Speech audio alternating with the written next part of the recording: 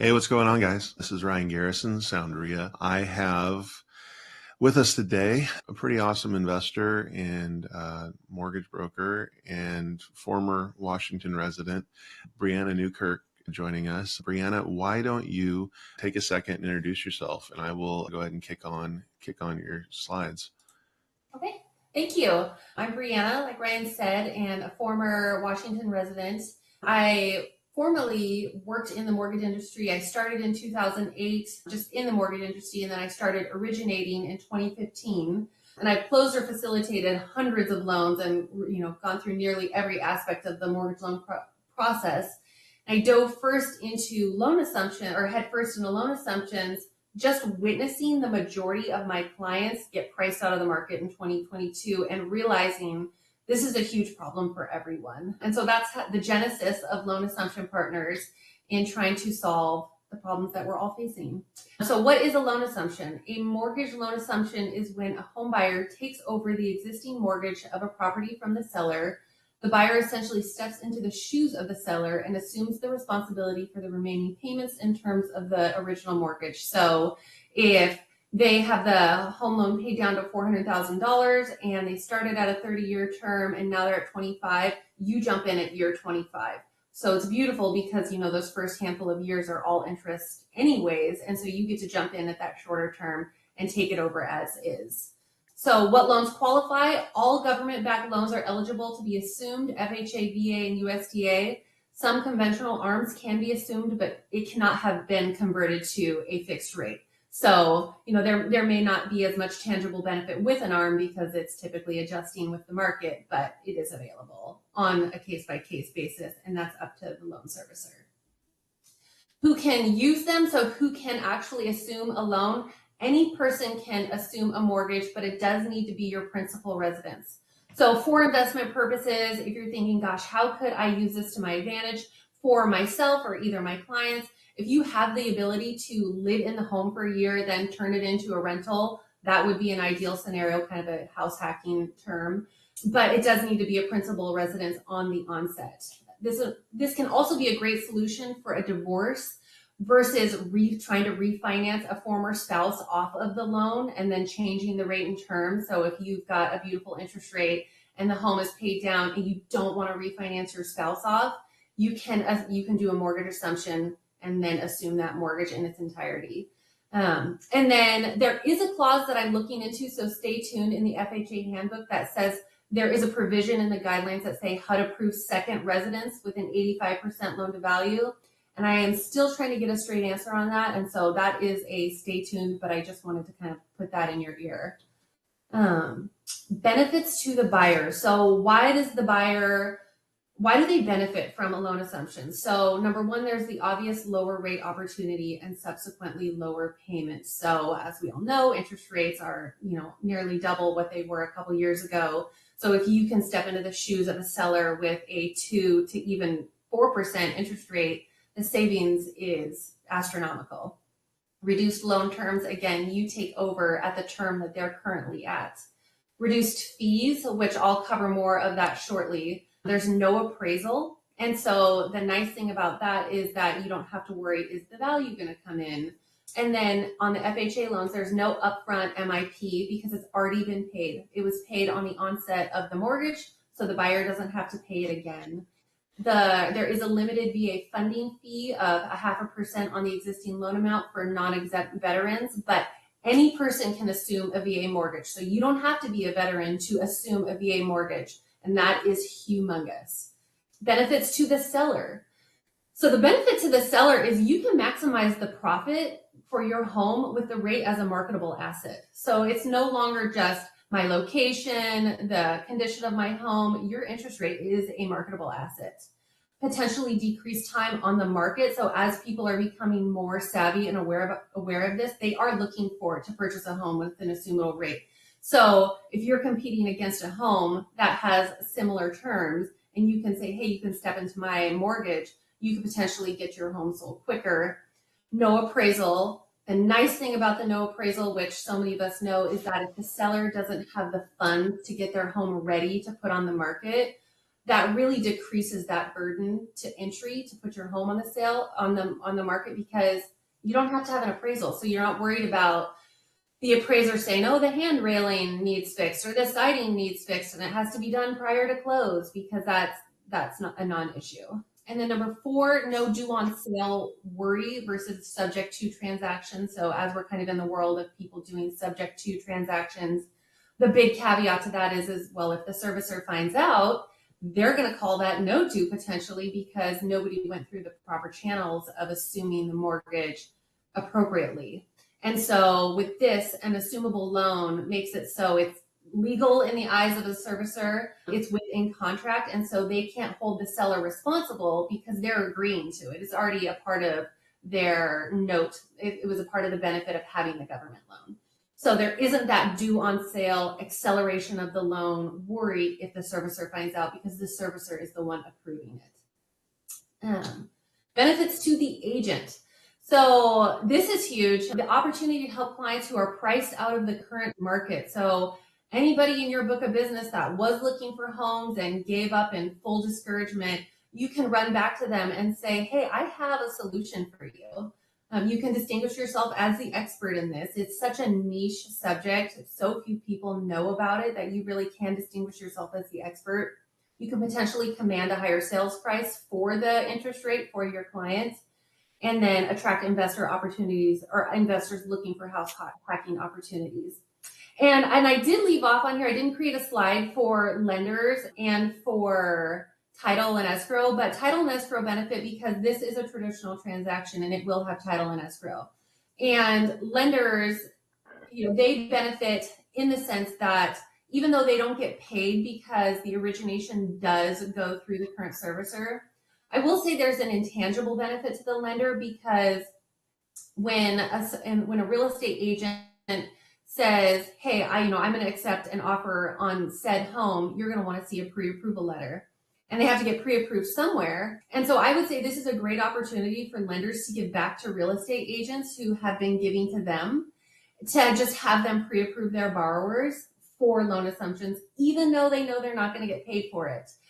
I would say it's a great investment into the love bank of that relationship. And then also knowing that if you pre-approve that borrower as a lender, you're probably going to recapture them down the road, because they're probably not going to buy an assumable mortgage forever. So on that next transaction, you can capture that business. So I wanted to say that about lenders, that there may not be a tangible benefit on the front end because they don't get paid for origination because they're not in the transaction. They can be a part of it and be a help and pour into those relationships. So closing costs or costs for the loan. So all applicable closing costs for title, escrow, and recording, all those are the same because this is a normal deal. Assumption fees are much lower than fees on a standard mortgage loan. The lender, so the servicer of record, will charge you for incidental costs, including credit reports, flood zone search. In addition to these incidental costs, the lender is allowed to charge a flat assumption fee for their services. If the loan in question is a government loan, FHA or VA, the lender is limited to what they can charge. So this is the beautiful thing. The maximum that they can charge for FHA is $900, which is a fraction of what you would be charged on a normal loan. And then VA is $300 or $250 based on their automatic or manual approval. Mm-hmm. And then the VA funding fee, like I talked about before, is 0.5% of the loan amount that cannot be financed. And that's an important thing to remember, is that does need to be paid up front. And then the seller can contribute to closing costs like normal. So it's very much a traditional transaction, just that it goes straight to the servicer. And then credit qualifications. Assumptions are a manual underwrite from the current loan servicer. Therefore, I suggest that, like all accepted offers, it comes with a full pre-approval. So like we talked about, have your lender who you work with do the pre-approval for your clients if you're a real estate agent. And then we talked about, whoever your preferred lenders are. So I'll skip through that. And then how long does it take? 45 to 90 days-ish. FHA, VA have maximum timelines that they have to adhere to after receiving a complete file. So the keyword being complete file. And that's, as I'm helping facilitate these, I make sure the files are complete. So that way the clock starts ticking for those timelines appropriately. Release of liability and entitlement. So Release of liability. The release of liability to the seller is not automatic, so the correct forms need to be included in the application to the servicing lender, and then, which is completely fine. We just make sure that those are in there. And then restoration of entitlement. VA service members have a certain amount of entitlement that they can use to purchase. If a new borrower is not an eligible service member with the same amount of entitlement, then the original seller's entitlement will stay with the home.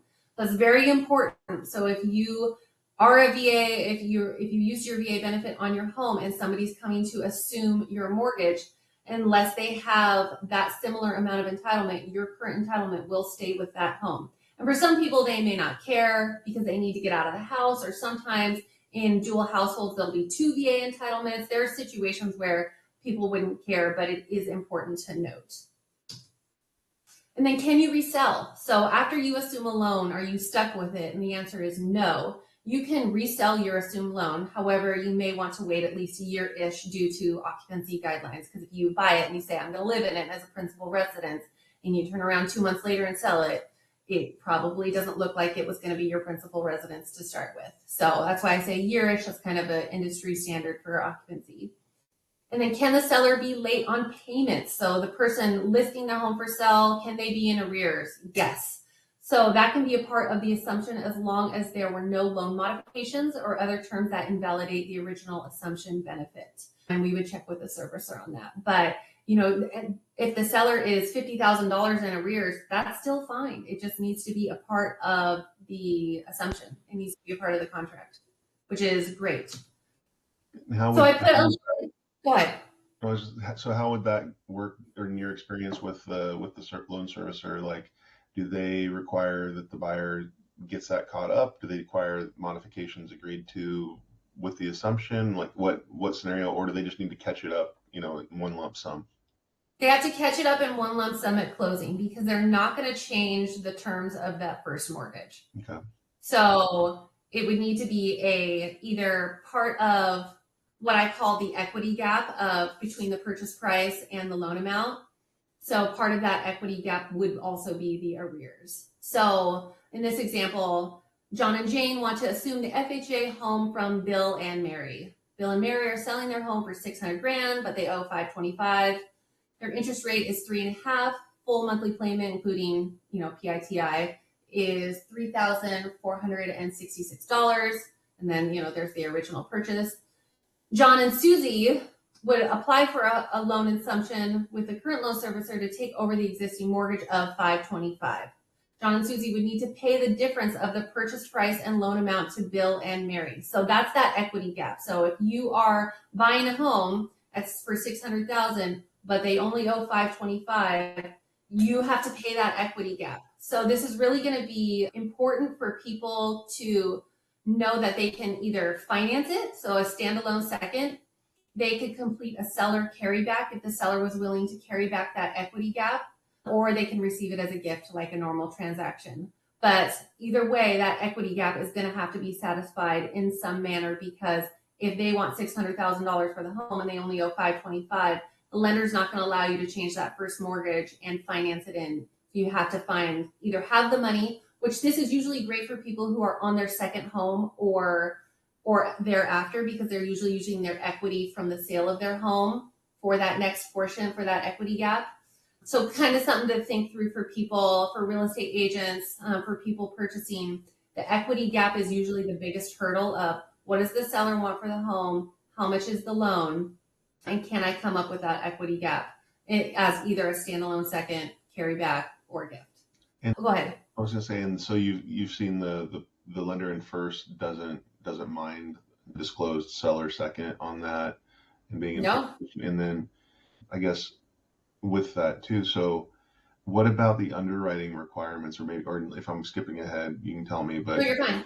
Have you noticed a difference between when you're qualifying a normal purchase loan versus qualifying the underwriting on the assumption, whether they're stricter, looser, how they are?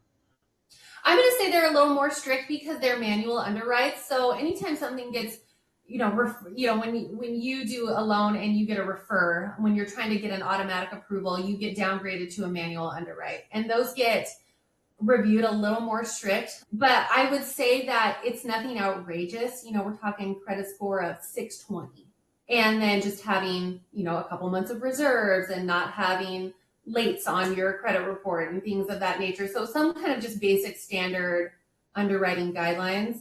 In terms of the standalone second, if that is what you're going to complete, that all has to be completely approved and included in the underwriting. So as the servicer is underwriting this entire file, they're going to look at what the terms are of that standalone second and include it in the underwriting for the entirety of the file.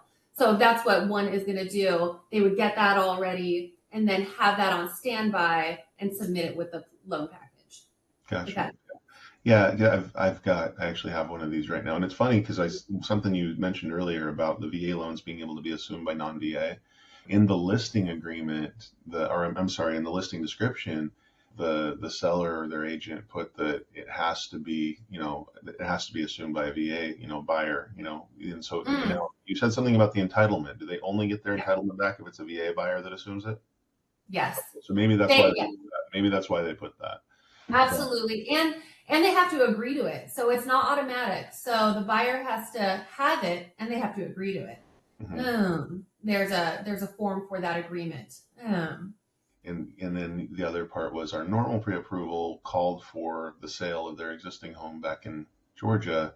Mm-hmm. And I'm wondering if the assumption, if they would have the same debt to income, be like, nope, you can't have the second house that just a normal pre-approval would have, right? Yeah, it's going to be all the same. So they're going to take into consideration all the liabilities you currently have.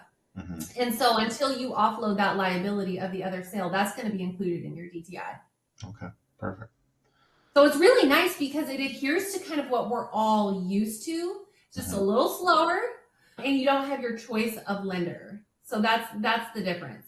But the savings is unreal. So like if John and Susie purchased that home at $600,000 with a 7% interest rate and still came in with $75,000 down, so same amount as the equity gap, their home payment would be, $4,500. And this is including the same amount of taxes, mortgage insurance, and insurance.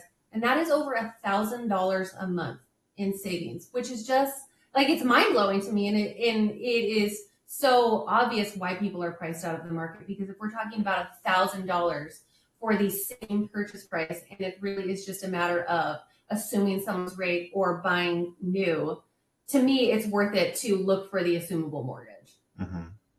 So that's kind of just a rough example. I've got all my little disclosures at the bottom to say what I used for taxes and homeowners insurance, so nobody gets mad. So last slide, kind of why work with me. I am the advocate and guide through this process. Servicers are not motivated to complete these transactions because there isn't a lot of money in it for them, based on the processing fee that you saw. And they definitely want those loans to start over with market rates. So none of them are thrilled about the fact that a rate of 3.5% is going to continue on indefinitely. They would love for that to turn over at 7%. So servicers are not well educated about loan assumptions because nobody's been doing them for the last 15 years. So when I call to point out the correct steps and I'm like, this is where we're at in the FHA handbook, they are just gone. And so there's a lot of education that I do with the servicer, and then a lot of communication that I do with FHA directly, with VA directly. So my role is I engage directly with the seller's current loan servicer, gathering all the necessary information for potential buyers, because every servicer is different. They're going to have their own overlays. So it's not just cookie cutter, this is what you do for every loan servicer. They're all different. I collect all the buyer's loan documents to ensure a complete submission package to the servicer so that the clock starts ticking for a complete underwriting decision. And I cannot emphasize that enough. Sometimes when buyers are on their own and they hear 2 months of pay stubs, they send in 2 pay stubs and it was 2 weeks. And then it's a week before somebody gets back to them to say, oh, you didn't turn it all in and now we've lost a week. And so you know how that goes. I track with the loan all the way to closing. I will confirm with escrow that the necessary release of liability forms are included in the closing package along with the correct assumption clauses within the deed. I mitigate the questions. This is my favorite. I mitigate the questions that will inevitably come to the real estate agent and save them time from having to intervene with the servicer, because it is tough. And then because I'm an industry expert and understand how to read guidelines, work with FHA VA Loan Center, and negotiate with underwriters, I feel like I'm best suited to facilitate these transactions. And then I just have contact info, and that's it. Awesome. Well, here, I'm going to pop off the share screen and you can give me Okay. that contact info for later too. Let me see here. Go back, hide, boom. All There we right. are. So yeah, there's a couple of things that that I had questions on, and maybe some of the people will too. I can't hear you. I still can't hear you. Shoot, did I mute it? There you are. I didn't. It just must have been an internet thing. I didn't Mm-hmm. mute. Okay. Well, I'm glad you can hear me. Okay. So one question. So with the divorce stuff, have you noticed any other workarounds besides just straight cashing out the other party? So maybe one of them, a spouse giving a second to the other spouse as like a delayed equity and getting the money that way, and going through the assumption process. Or I don't know. Most of the time I run into the divorce, it's like the income now is half of what it was. Or there's one income on the application instead Right. of two, and then they don't qualify for a loan on their own. But Yeah, there is a credit qualification issue there, and so you do have to prove that you can handle it on your own, which is tough. And I don't know of any other workaround, which is really hard. okay. And then let's see. There was, I just put some other notes on there with what you were talking about. So, have you noticed any big difference with the FHA, VA, USDA as far as easiest, middle, hardest to deal with? Or are they all kind of similar? USDA is the hardest because they will often try to change the loan terms and change the rate because they can. So that is within their verbiage on the note that they don't necessarily have to let you assume it as is. So USDA is the hardest by a landslide. And then FHA and VA pretty similar. VA advocates for their service members more, but FHA has a stricter timeline in which they have to have things completed by. And so you kind of get benefits in both worlds. Okay.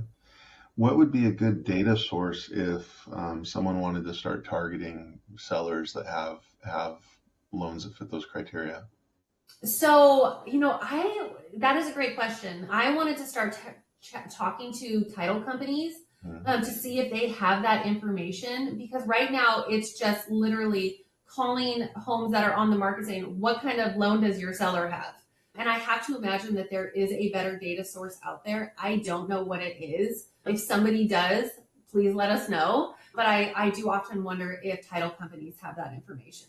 Yeah, there are some, and I mean, I don't know if PropStream digs that deep into the loans or not, but I don't know. yeah, there's definitely some. And then yeah, being able to just target the ones that are in a certain interest rate range and originated Mm-hmm. in a certain window. But Mm-hmm. but we were doing, a thing with a title company on creative seller financing stuff, and it was the FHA and VA ones that they said, oh, we can't do wraps on those. And Mm. so I was like, well, those are the ones that I would want to try to wrap or Yeah. too, right? So Mm-hmm. it's good to have this as an alternative. If I was looking for a Yeah. primary residence, and I told someone this at my meetup recently, is if so I was looking for a primary residence, I would 100% be completely focused on trying to lock up a Mm-hmm. property this way. Um, Mm-hmm. so, and I just so happen to, don't deal with a lot of buyers. It's usually sellers, but I happen to have a referral right now he's a VA, and that is the exact thing we were looking at. Is one of the houses I set up a search for him specifically for assumable loans, Mm-hmm. and he was like, "Yeah, you could have got 2.5%, but you got to come up with that gap of 100 grand. Right. And Mm-hmm. if that's not achievable and we can't find a workaround, then it's just going to be, gone." So Mm-hmm. that's I know the equity gap is the biggest hurdle. And so if they can get a standalone second, I am working on trying to track down a couple of lenders that can be like my go-to for referring out for standalone second. So again, if you're a person who has access to those, I would love to hear from you. mhm. So that would be wonderful. Okay. Awesome. Well, now can you tell me or tell the people who might watch this? So walk through your fee structure. Mm-hmm. So I charge the buyer and the seller. I charge the seller $4.99 and I charge the buyer $9.99. And the disparity is in the fact that I just work so much more with the buyer. And so They pay me at closing. There is an engagement fee up front that we start with, and then they pay the rest to me at closing or on approval of the loan. And so it's still drastically less than what you would pay if you went and got a traditional mortgage, in terms of you don't have to pay discount fees and you don't have an origination fee. Yeah, I mean, just walk through that for a second. So on a $500,000-$600,000 house, you're going to have the normal points on a mortgage broker, which one and a half, two, what is yeah. Right? Mm-hmm. Okay. Yeah, depending on how they're structured. Okay, so all the fees. So there's $5,000. Okay, so $5,000 right off the bat, and then any other fees that go into that on your normal. There's always an admin fee or some sort of mystery. A processing fee, an underwriting fee, a doc prep fee, all the fun. So what's that, $7,000-8,000 on a $500,000? Yeah, it could be. Yeah, it really could be, depending on where you go. And then the appraisal is going to be anywhere from $600 to $1,000. And that's for the privilege to get a 7.5% loan. Correct. Now you're talking about, okay, well, you have the ability to maybe get a 2 or 3% loan, and you have a $1,500 so $1,000 in fees to you, and then the buyer pays some, or seller pays. So the seller pays a little bit. Okay, yeah, seller pays $500, and then you said it looked like there was a little bit of a fee on the underwriting side too. On the servicing side, so for FHA, max $900 for their processing.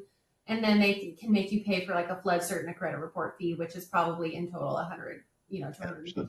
So now you're talking all in $2,000 versus all in $8-9,000.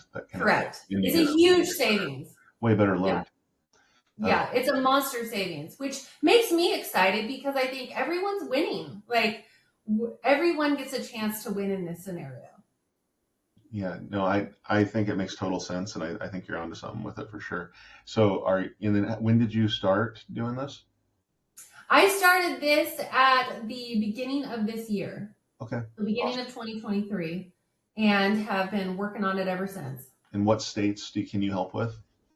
I can help anywhere because there isn't a licensing requirement, because it's education and facilitation. I don't pre-approve, even though I still maintain my license. I don't take applications. I don't offer loan terms. There's no pre-approval. It is purely facilitation and education. And so it allows me to work with anyone, anywhere, which is great. Okay. And we're all used to working online now. And are you still doing traditional mortgages too? I do have the capacity to do it. I am not doing it right now. I will let you know if I start, but I didn't want to be in a position where I'm competing with lenders, because I want to have that open door to have these conversations without there being any barriers. And so I am not currently originating. Okay, well, awesome. Well, that's good to know. Well, I will definitely share your contact info in the notes, and hopefully we'll see you randomly if you're ever up here for one of our meetups or anything. It'd be good to catch you guys again. Thank you for having me. I appreciate it.